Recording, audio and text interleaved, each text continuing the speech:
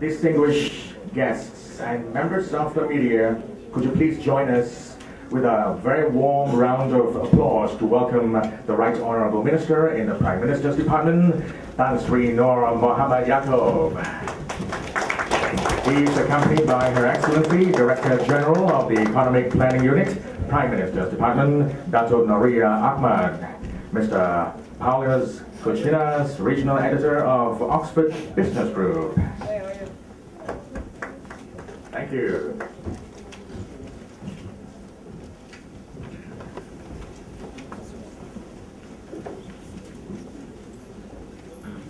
A very good afternoon and a big welcome to our guest of honor, Tan Sri Nur Muhammad Yaakob, the Right Honourable Minister in the Prime Minister's Department, for the launch of the Report Malaysia 2011.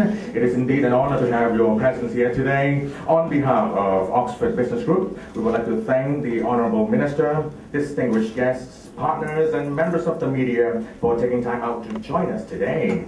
The Report Malaysia 2011 is in its 6th year, and it is a momentous occasion for OBG today to have so many guests from the Malaysian government, made more grand, of course, with the Minister's presence.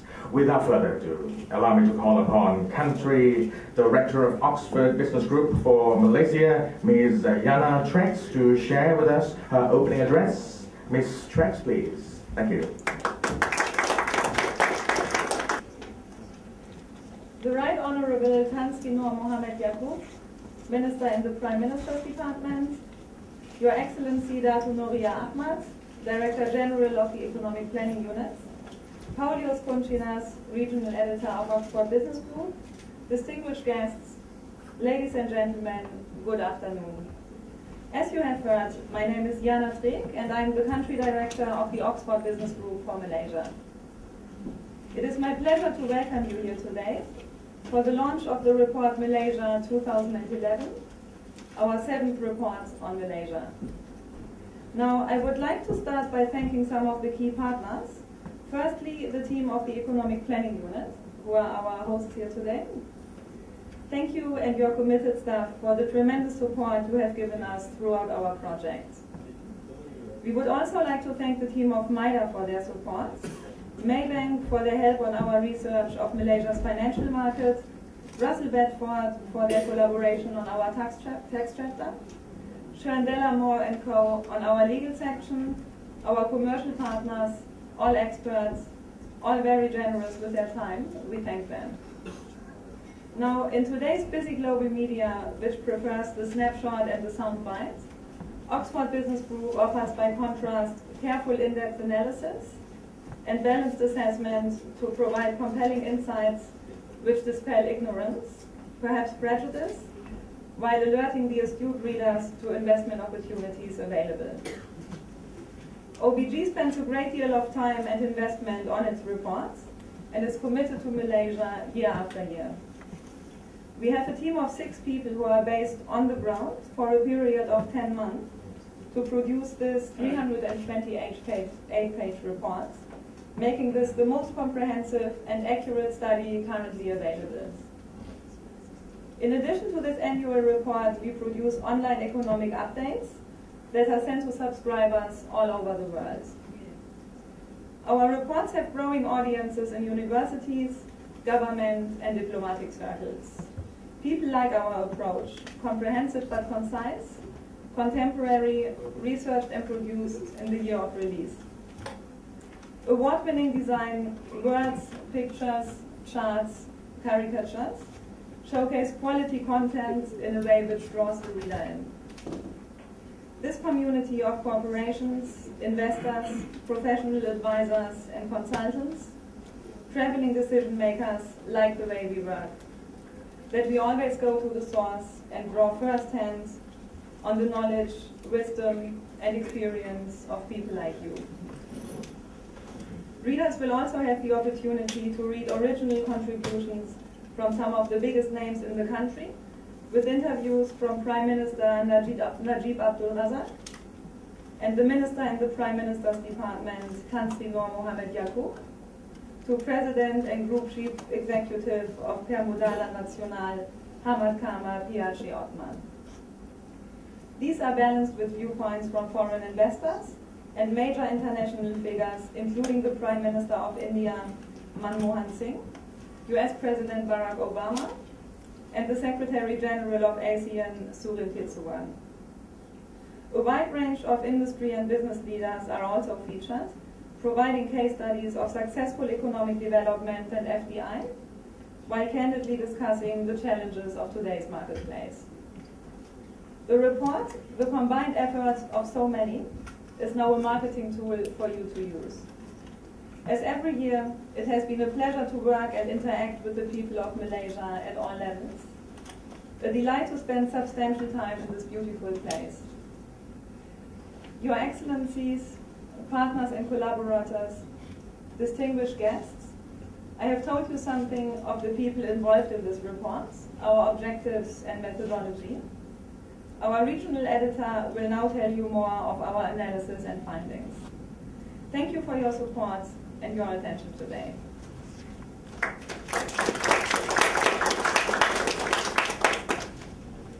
Thank you, Ms. Triggs. And now we would like to call upon Mr. Paulius Kuchinas, Regional Editor of Oxford Business Group, to give us a presentation on Malaysia and the highlights of the report Malaysia 2011. Mr. Kuchinas, please. Thank you. Ladies, gentlemen, Your Excellencies, distinguished guests, Salamat datang.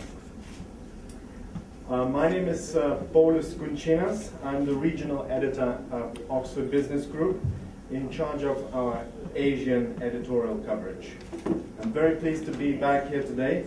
I've just completed my grand tour of Asia that took me from Ulaanbaatar through Seoul, through Manila, Jakarta, and now I'm here. And I'm very, very happy to be back. I'm proud to be here for the launch of our annual report on Malaysia, and continue to believe that Malaysia is one of ASEAN's most dynamic economies that offers relative value to shrewd investors.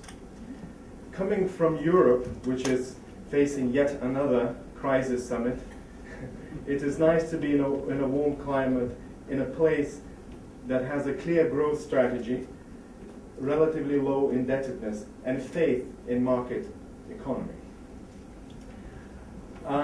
Before I proceed with the key findings from this year's report, I would like to add my thanks to Tan Sri Noor and Datu Nuria and the whole team at EPU for your substantial contributions and for your hard work. Thank you. So, I'd like to start by repeating what the country director said, that our team of analysts has worked very hard this year for 12 months to put together this most comprehensive report on Malaysia, explaining to the outside world specifically what it is that sets Malaysia apart from its neighbors.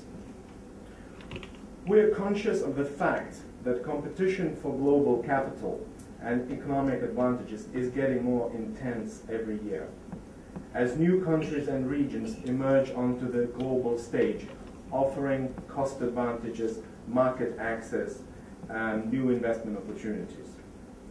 In this fast-moving region, Malaysia is competing constantly for foreign direct investment attention, and also in developing its own core industries. At the same time, we believe that this is the time for ASEAN. Our investment thesis is that ASEAN is going to be the main source of growth in the next 5 to 10 years. And we believe that Malaysia is in a good position to stand out, offering growth potential to investors. First of all, we believe Malaysia has proved consistently to be a stable democracy, open-minded yet self-critical about its development approach. The 10th Malaysia Plan, which was launched last year, is one of the most progressive development plans that we at Oxford Business Group have come across in our research of 34 different countries. No other country at the moment is pursuing growth with more determination and clearly spelled out milestones than Malaysia. The Economic Transformation Program is a clear proof of this. Now, having said that, having laid out our bullish thesis for investment in Malaysia, we are mindful of short-term headwinds. External environment remains quite weak and is likely to weigh on Malaysia's export sectors that are still vulnerable to European and US market swings. We think also that Malaysia faces a challenge in bringing up its education, research, and human capital to advanced economy status. These are the key missing components for many private sector investors who are constantly battling to find qualified staff.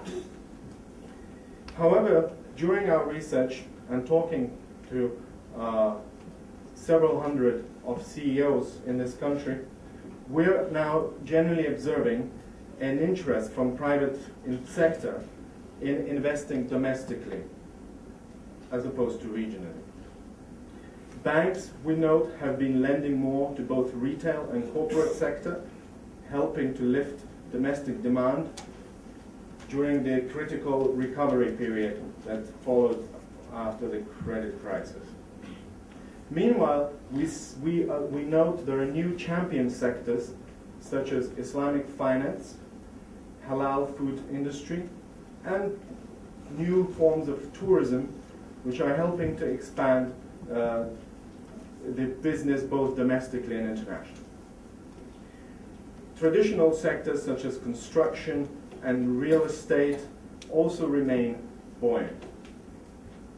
Meanwhile, research in development in downstream palm oil looks encouraging and is set to add new value. The trade trends in this region are most promising. We note that Malaysia is now in talks with the European Union on free trade agreement, which is expected to be concluded in June 2012. It is the second ASEAN country to open FTA negotiations with the EU after Singapore. As far as long-term advantages, we believe here Malaysia's fundamentals are rock solid. We know and note that Malaysia is blessed with natural beauty and resources that continue to underpin its economic growth fundamentals. In the world where there is a structural rise in demand for commodities, Malaysia continues to draw overseas investors. The proceeds from energy, from crude palm oil, agriculture, and timber will continue to ensure the strength of both public and private sector balance sheets. While we do think that credit expansion is rising quite fast, and we note that debt to GDP ratio is going to increase, we think that Malaysia still has plenty of room of maneuver, and its domestic banking sector faces none of the constraints that we nowadays witness in Europe and United States in the advanced markets. The challenge, however, going forward will be to improve the productivity of existing sectors and capture higher value added by going further downstream in resource-based sectors while diversifying the economy. We all know by now that sustainable development requires several engines of growth, and relying on legacy industries, commodities, exposes countries to unexpected shifts in global prices, more now than ever before. But we believe that the momentum created by the 10th Malaysia Plan is here to stay, and that Malaysia can look forward to at least 4 to 6% growth, depending, of course, on what happens in the advanced markets. We think that Malaysia's 10th Development Plan provides the key stakeholders, institutions, and investors a clear roadmap of the type of economy that is likely to emerge in 10 years' time. We know that it will be a very different kind of economy, one that relies more on research and innovation, one that relies on services, and most importantly, will be driven by private sector participants. The emphasis in Malaysia, like in the rest of the region, will be on education and efficient facilitation of private sector involvement in strategic growth projects. We believe that Malaysia can become a leading example of this process being implemented in practice. And given its strategic location and advantages, it can become a center of excellence for international companies specializing in green technology, alternative fuels, Islamic finance, and halal sector industries. Without any doubt, the Malaysia corridors will be at the heart of this development process. Greater Kuala Lumpur, Eastern Cooperation, ECER, Northern Corridors, SCORE, Sabah, Johor are genuine transformational projects which seek to capitalize on Malaysia's advantage as a growth center in the midst of a large, populous region. We have already seen huge investment interest from foreign and domestic companies in food processing, in palm oil products, in petrochemicals, in advanced ceramics and biotechnology. We believe that Malaysia will continue to attract new investors in these sectors, with halal foods and Islamic finance at the forefront at the moment. In total, these projects have potential value of between 50 to 100 billion US dollars in FDI flows in the next few years. The challenge, of course, for local companies and SMEs will be to make sure that they participate in this growth and take advantage of new business opportunities. Now, of other sectors we believe that will continue to flourish, tourism will continue to be outstanding. We think it's key to Malaysia's diversification strategy that will make it less dependent on commodities and legacy sectors. One of the key growth areas likely to be service-related sectors that offer support to plantations, agribusinesses, energy, and manufacturing industries. It is our firm belief that to achieve sustainable growth and to achieve the advanced economy status by 2020, Malaysia needs to focus also on creating alternative sources of growth through education, research, and innovation. Just like other ASEAN countries, Malaysia is in competition for young talent that will determine its competitiveness in the future. Retaining this talent within the country will be key to further productivity growth and advancing the economy beyond natural resources.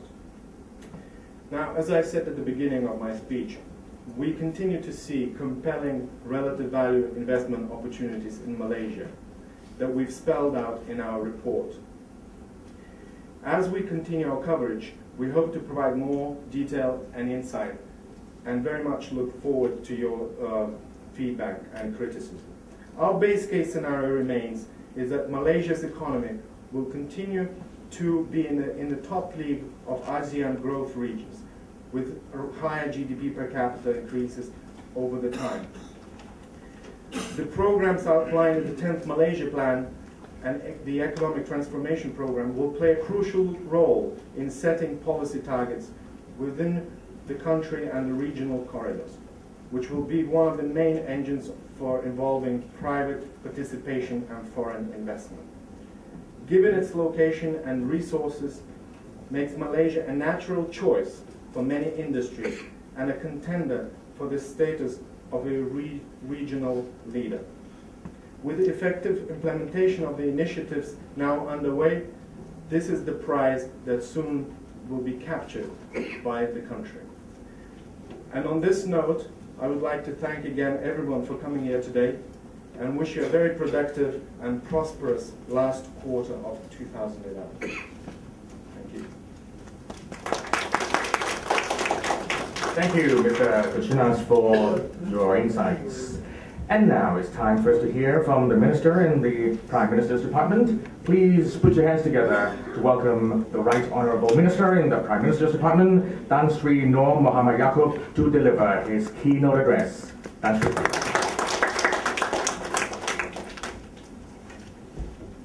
Bismillahirrahmanirrahim. Assalamualaikum warahmatullahi wabarakatuh. And good afternoon, ladies and gentlemen.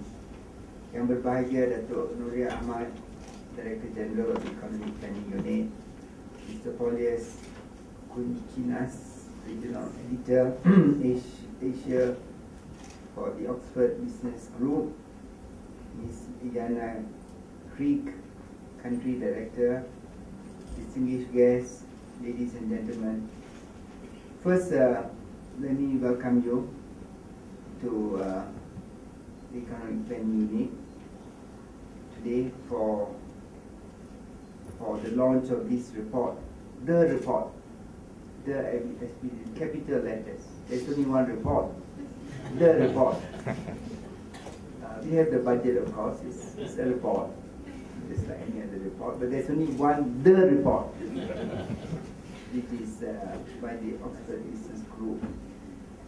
You know, most of us during the 1950s and 60s, when we were growing up, including myself, I'm sure that Nuria too, our ambition was to get a place in either Oxford or Cambridge.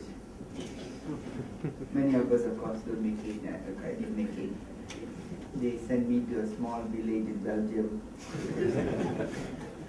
So anything that has to do with Oxford will create an excitement, because the place I wanted to be and never went.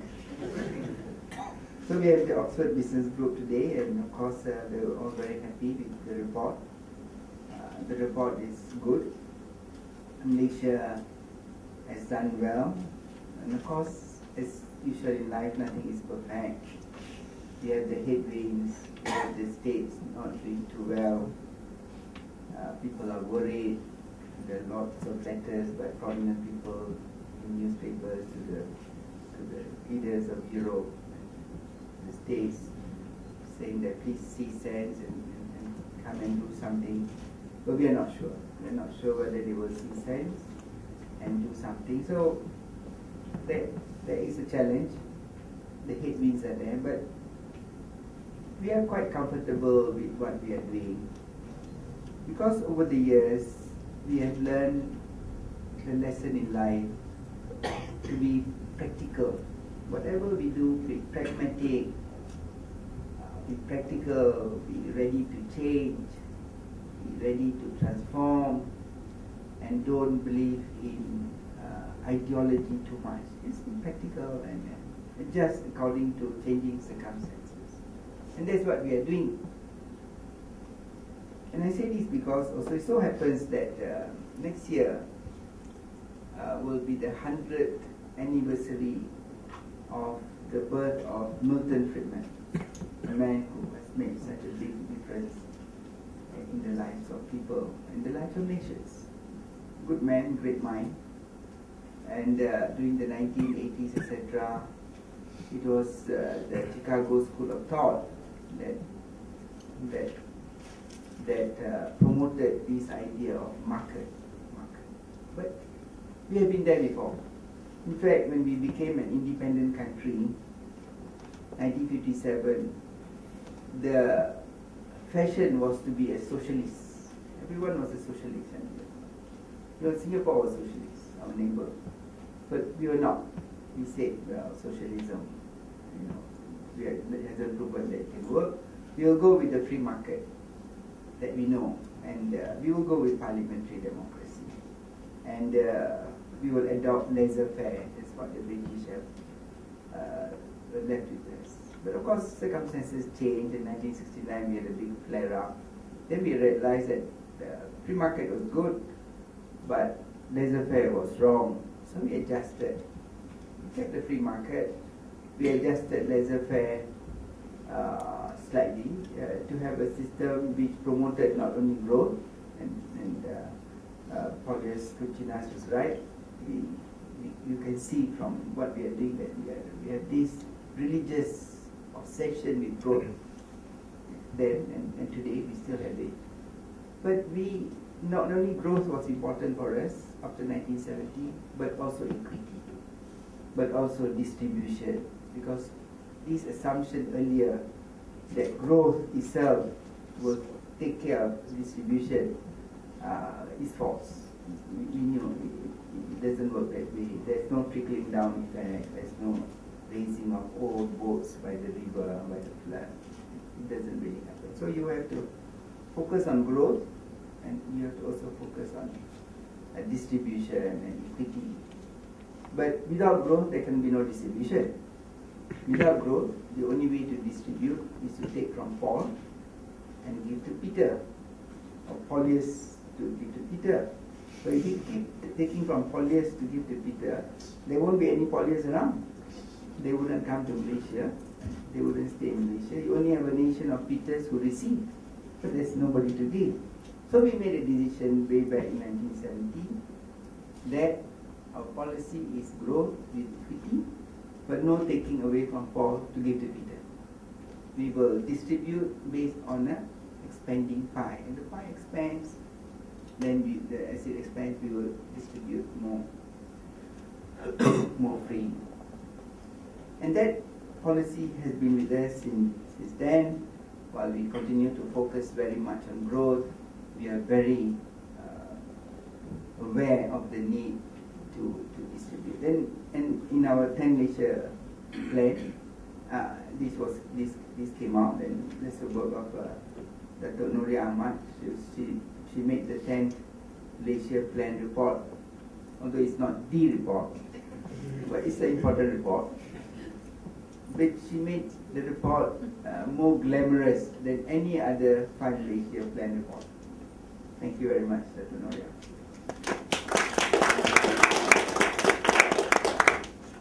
The 5-year plan report actually has been very useful. It was in fact, we had the economic planning unit and the 5-year plan even before we became independent.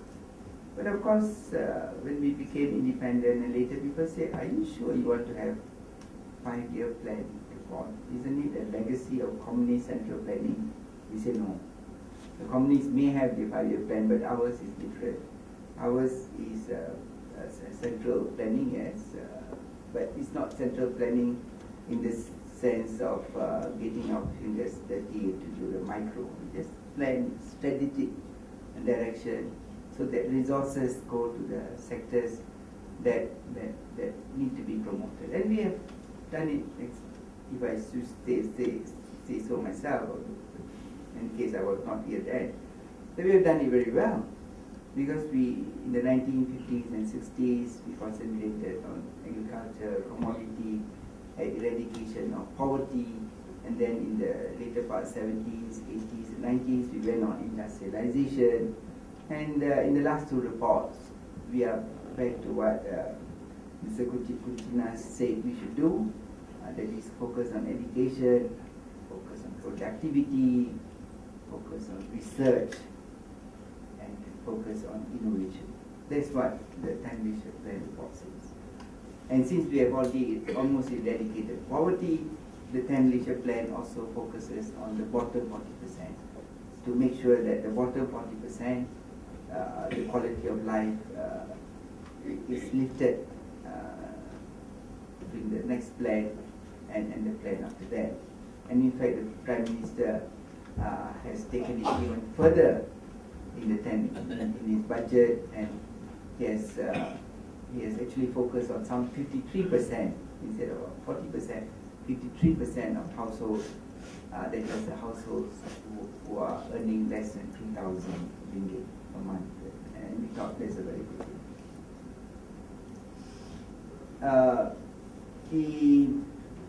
As I said, the 10 Malaysia plan set out the country's 5-year development for the period 2011 to 2015, with the long-term goal of becoming a high-income nation by 2020. That remains the dream, the objective.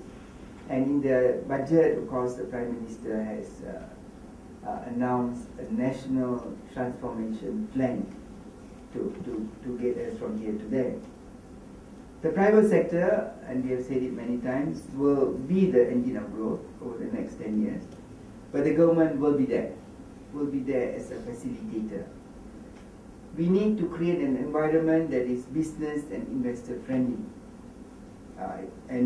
We need to undertake various initiatives. The government has to do that because nobody else will, to make sure that doing business is made easier. In that sense, we have to review our business regulations. We have to liberalize the service sector in line with Malaysia's commitment under the ASEAN Framework Agreement on Services. Of course, we have to gradually rationalize our subsidies, etc. The Economic Planning Unit is responsible for ensuring that measures and policy actions proposed in the 10 Malaysia Plan are implemented effectively and implemented efficiently. In this regard, EPU has translated 85 initiatives in the 10 Malaysia Plan into a detailed implementation plan. In addition, EPU is responsible for allocating the development resources to priority sectors and to priority activities. Emphasis is given to projects that can provide best value for money and that have high multiplier and spillover effects. The government will also rationalize its own role in the private sector, in the business, so as to promote private sector investment with the government remaining basically as a facilitator through the provision of funds through the facilitation fund. We have set up 20 billion of facilitation fund to enable, to help, to assist private sector create viable projects. The report comes at an important juncture, certainly, when our country is making every effort to transform ourselves into a high-income economy. And as we all know, Malaysia is blessed with rich natural resources and is at the forefront of delivering high rates of growth while moving beyond traditional sectors, diversify and expand its economy.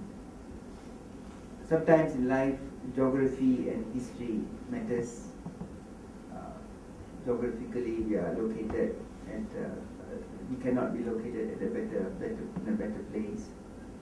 Historically, we have all sorts of citizens from various ethnic backgrounds.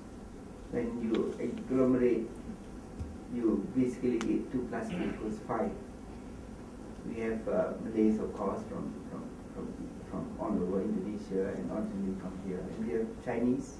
We have the largest Chinese population in the world, except China. Because we cannot have larger population in China. We have the largest population of Chinese. We have more Chinese in Malaysia than Singapore. We have the largest population in the world, except Greater China. We have the largest Indian population in the world, of course, except India. And we have the largest Javanese population in the world, except Indonesia. That people may not really realize, but we have. Apart from Indonesia, the biggest number of Javanese live in Malaysia. So geography and history, somehow, thank God, has been very favorable to us. Oxford Business Group and its team of analysts have done a wonderful, tremendous job, and thank you very, very much in highlighting the key opportunities in a wide range of sectors, from traditional energy and commodities to up to the sectors such as communication, finance, tourism, transport, construction and services. And of course the government is very happy. And to prove that the government is very happy, you see our Prime Minister is smiling. Sometimes he smiles, sometimes he doesn't, but he's smiling in the report. That means he himself is very happy with the report. Of course, the challenge to our country will be to grasp new opportunities by increasing our labor productivity. That comes out in the report, that we cannot agree more. And we have to look at our education system and make it 21st century system that is suitable for 21st century. And we need innovation and technology. Because without innovation, technology, productivity, you really cannot get to high income, because if you increase your wages, without increasing productivity, you just end up in a high-cost country. That's not what we want. So high income will have to go with productivity, will have to go with innovation and technology. We also have to be proactive in developing regional trade opportunities with ASEAN, now emerging as a state as one of the main growth areas, that maybe the most important growth area globally. Besides the ASEAN level, Malaysia is also actively engaged with the ASEAN sub-regional level, such as the Brunei, Indonesia, Malaysia, Philippines growth area, BRINIAGA, as well as the Indonesia-Malaysia triangle, known as IMTDT. And in fact, later part this week we'll be meeting in Philippines for these subgroups. Ladies and gentlemen, the Report Malaysia 2011, published by the Oxford Business Group, provides unrivaled insights to investors, to analysts, to business community on the current state and future potential of Malaysia's economy. It serves as a very pertinent, very important reference point to the future investors by combining accurate reporting with independent analysis and very sharp insight. Malaysia's sound economic management in terms of fiscal and monetary policies to address the issues that are arising now is evident from the measures and the strategies that we have taken and we have announced. I'm confident. I'm really confident that it will help to position Malaysia globally as one of the leading investment destinations. Our measures that we've taken, and certainly the report helps in doing that, in positioning Malaysia globally as one of the leading investment destinations. And at the same time will also help to stimulate private sector capital inflows into strategic projects. To conclude, I would once again like to thank the Oxford Business Group team for their diligent and very hard work in putting together this annual report. I'd also like to thank all the ministries, agencies, private sector participants, the media, and everyone else for supporting this publication and this report. On this note, ladies and gentlemen, it gives me great pleasure to officially launch the Report Malaysia 2011. Thank you very much.